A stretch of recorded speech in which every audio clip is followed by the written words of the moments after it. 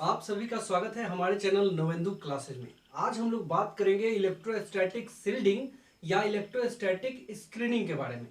Sealed का मतलब होता है बचाना या सुरक्षा करना।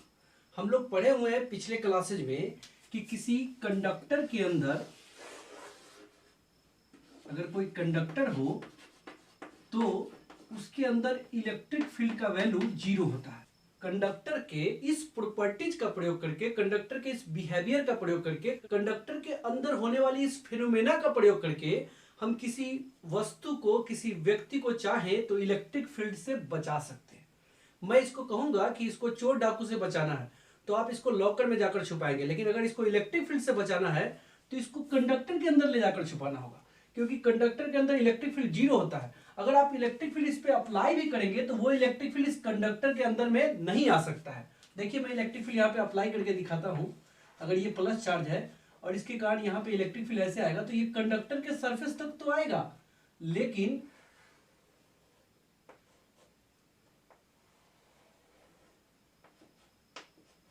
कंडक्टर के सरफेस तक आएगा, लेकिन कंडक्टर के भीतर नहीं आ सकता है। इलेक्ट्रिक फील्ड कंडक्टर के सरफेस पर ही आकर रुक जाएगा। कंडक्टर के अंदर इलेक्ट्रिक फील्ड नहीं आ सकता है और इसमें रखा हुआ व्यक्ति, वस्तु या यह जो स्पेस है, यह जो रीजन है, इसको हम लोग इलेक्ट्रिक फील्ड से बचा पाएंगे। और यही प्रॉपर्टी जो है, यही बिहेवियर जो है कंडक्टर का, इलेक्ट्रोस्टैटिक सील्डिंग कहलाता है। साथ ही मैं आपको बताऊं कि कंडक्टर के अंदर इलेक्ट्रिक फील्ड 0 है तो हम लोग पढ़े हुए हैं किसी चार्ज पर लगने वाले फोर्स का formula F is equal to q e. यहाँ पे Q इंटू ई का वैल्यू 0 है तो यह 0 हो जाएगा, यानी किसी चार्ज पर कंडक्टर के अंदर की ओर कोई भी फोर्स नहीं लगता है। यानी इस कंडक्टर के अंदर इलेक्ट्रिक फील्ड तो नहीं ही जा सकता है, साथ ही कोई चार्ज भी नहीं जा सकता। अगर आप इस पर चार्ज देंगे भी तो इसके आउटर सरफेस पे डिस्ट्रीब्यूट हो जाएगा, लेकिन इस कंडक्टर के अंदर वो नहीं जा सकता है, क्योंकि उस कंडक्टर के अंदर जाने के लिए उस पर लगने वाला फोर्स 0 है। यानी उस चार्ज पर कंडक्टर के अंदर की ओर कोई फोर्स नहीं लगेगा। अंदर में जब चार्ज नहीं जा सकता है तो चार्ज का करंट यानी इलेक्ट्रिक करंट भी कंडक्टर के अंदर नहीं जा सकता है। यानी कहने का मतलब कि किसी वस्तु को, व्यक्ति को या इस रीजन को अगर हम कंडक्टर के अंदर रख दें तो उसके अंदर इलेक्ट्रिक फील्ड 0 होता है और कंडक्टर के इस बिहेवियर, इस प्रॉपर्टी, इस फेनोमेना के मदद से हम उस व्यक्ति, वस्तु या इस स्थान को, इस रीजन को इलेक्ट्रिक फील्ड से बचा सकते हैं, बाहर के चार्ज से बचा सकते हैं, बाहर के इलेक्ट्रिक करंट से बचा सकते हैं। डिफिनीशन सुनिए। कंडक्टर के अंदर इलेक्ट्रिक फील्ड 0 होता है और कंडक्टर के इसी बिहेवियर को, कंडक्टर की इसी प्रॉपर्टी को या कंडक्टर के अंदर होने वाली इस फेनोमेना को इलेक्ट्रोस्टैटिक सील्डिंग कहते हैं, क्योंकि इसी प्रॉपर्टी के कारण किसी रीजन को, किसी स्पेस को, किसी ऑब्जेक्ट को, किसी पर्सन को हम लोग इलेक्ट्रिक फील्ड से सील्ड करते हैं। कंडक्टर के इसी प्रॉपर्टी का प्रयोग करके 1836 एडी में माइकल फैराडे ने एक कंडक्टर का केज बनाया, उसके अंदर एक व्यक्ति को बैठाया और उस कंडक्टर के केज पर हाई इलेक्ट्रिक करंट को उस कंडक्टर के केज की तरफ फ्लो कराया, लेकिन उस कंडक्टर के केज के अंदर जो व्यक्ति बैठा हुआ था उसको कोई भी इलेक्ट्रिक शॉक नहीं लगा, क्योंकि जो हाई इलेक्ट्रिक करंट था वो उस केज के सरफेस तक तो गया लेकिन सरफेस के अंदर नहीं गया, क्योंकि केज जो है कंडक्टर के बना हुआ था और कंडक्टर के अंदर इलेक्ट्रिक फील्ड 0 होता है, जिसके कारण उसके अंदर कोई भी करंट, कोई भी चार्ज अंदर में इंटर नहीं कर पाया और अंदर में जो व्यक्ति बैठा हुआ था उसको कोई भी इलेक्ट्रिक शॉक महसूस नहीं हुआ। इस केज को फैराडे केज या फैराडे सील्ड कहते हैं। यह इलेक्ट्रोस्टैटिक सील्डिंग के प्रिंसिपल पे काम करता है। कंडक्टर का बना हुआ कोई भी खोखला बॉक्स या कैविटी रखने वाला बॉक्स जो है फैराडे केज की तरह बिहेव करता है, क्योंकि उसके अंदर भी इलेक्ट्रिक फील्ड 0 होता है।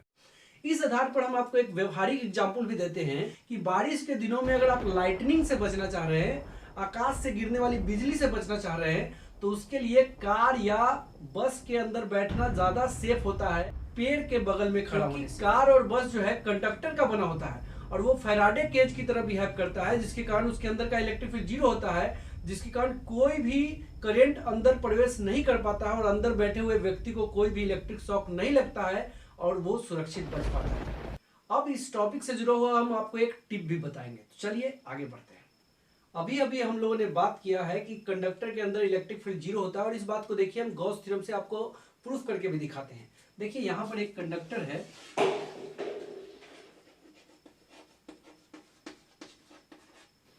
और देखिए इस कंडक्टर पर हम लोगों ने क्यू चार्ज दिया। क्यू चार्ज जो है इस कंडक्टर के सरफेस पे डिस्ट्रीब्यूट हो जाएगा। क्योंकि कंडक्टर के अंदर में चार्ज इसलिए नहीं जा सकता है क्योंकि कंडक्टर के अंदर में अगर चार्ज जाएगा तो वो सभी चार्ज एक दूसरे को रिपेल करेंगे और रिपेल करने के कारण ये कंडक्टर के थ्रू कंडक्ट होकर फिर से सरफेस पे आ जाएंगे, यानी चार्ज जो है कंडक्टर के अंदर एग्जिस्ट नहीं कर सकता है। अब देखिए इस कंडक्टर के अंदर एक पॉइंट हम लोग पी लेते हैं जहां पर का इलेक्ट्रिक फील्ड ई है और इसी इलेक्ट्रिक फील्ड ई को हम लोग यहाँ पर निकालने जा रहे हैं। इस इलेक्ट्रिक फील्ड ई का वैल्यू निकालने के लिए हम कंडक्टर पी के थ्रू आउट एक गॉसियन सरफेस यहाँ पर इमेजिन कर लेंगे। यहाँ पे ये जो अंदर वाला जो क्लोज सरफेस है यह गॉसियन सरफेस है। अब देखिए हम गॉस थ्योरम यहाँ पर अप्लाई करेंगे और उसी से इलेक्ट्रिक फील्ड का वैल्यू यहाँ पर हम निकाल कर आपको दिखाएंगे। तो देखिए अकॉर्डिंग टू गॉस थ्योरम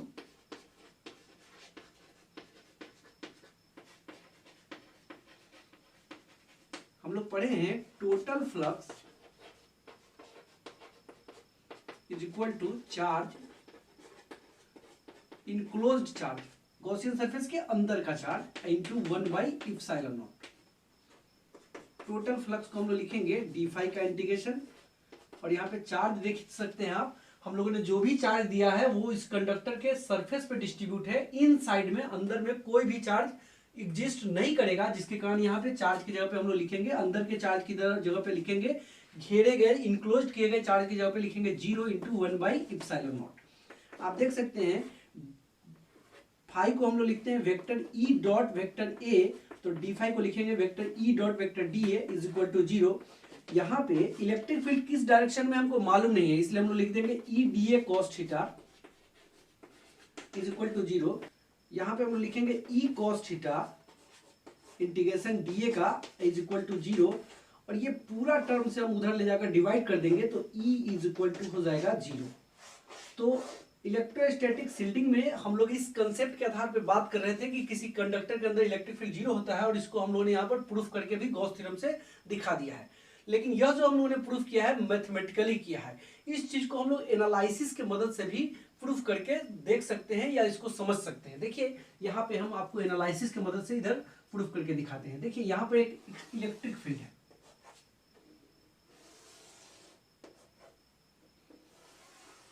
इस इलेक्ट्रिक फील्ड को हम लोग बोल देते हैं वेक्टर ई। ये है फिगर 1, क्योंकि हम दो केसेस के लिए फिगर बनाएंगे, दो सिचुएशन के लिए फिगर बनाएंगे। तो ये फिगर 1 हो गया जिसमें इलेक्ट्रिक फील्ड है। अब इस इलेक्ट्रिक फील्ड में हम एक कंडक्टर ला कर रख देते हैं। आप जानते हैं कि यह कंडक्टर जो है इलेक्ट्रिक फील्ड को सील्ड कर देगा, इस रीजन में सील्ड कर देगा। इलेक्ट्रिक फील्ड इसके बाहर में रहेगा लेकिन इस रीजन के अंदर में इलेक्ट्रिक फील्ड नहीं रहेगा, क्योंकि कंडक्टर के अंदर इलेक्ट्रिक फील्ड 0 होता है। तो देखिए इलेक्ट्रिक फील्ड इधर से ऐसे आएगा, इलेक्ट्रिक फील्ड लाइंस इधर से ऐसे आएंगी और यहां से कंडक्टर के सरफेस पे परपेंडिकुलर रहते हुए यहां से ऐसे निकलेंगे।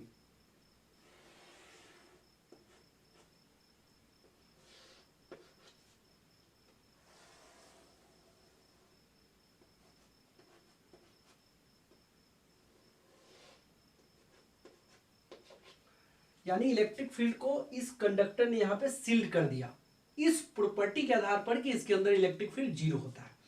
अब ये इलेक्ट्रिक फील्ड अंदर का 0 क्यों हो जाता है? आप देखिए यह इलेक्ट्रिक फील्ड है वेक्टर ई। हम लोग जानते हैं यहां पर जो ही इलेक्ट्रिक फील्ड में इस कंडक्टर को रखेंगे तो यहां पे इलेक्ट्रोस्टैटिक इंडक्शन होगा।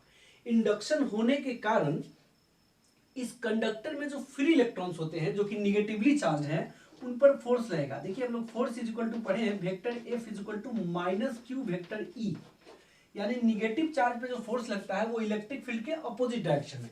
तो इलेक्ट्रिक फील्ड इधर की डायरेक्शन में, इसके अंदर का जो भी फ्री इलेक्ट्रॉन्स है उस पर इस इलेक्ट्रिक फील्ड के अपोजिट डायरेक्शन में फोर्स लगेगा, जिसके कारण ये negative charge particle free electron इधर आके जमा हो जाएंगे, गैदर हो जाएंगे।